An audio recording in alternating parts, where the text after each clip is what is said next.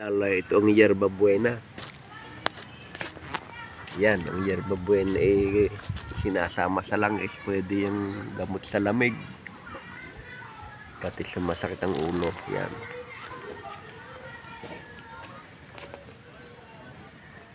Yan siya, ang amoy niya hawig sa amoy ng sulase o ng basil o yung balanoy.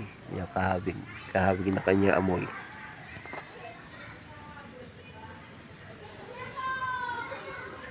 Ayan, yun pa. Yan ang tinatawag na yerba buena. Yan ay pagka natagal ay nagapang na yan. Pero hindi naman gapang na gaya ng bagay na hindi nadapa lang ang kanyang mga sanga. Yan pag natagal. Yan ang yerba buena.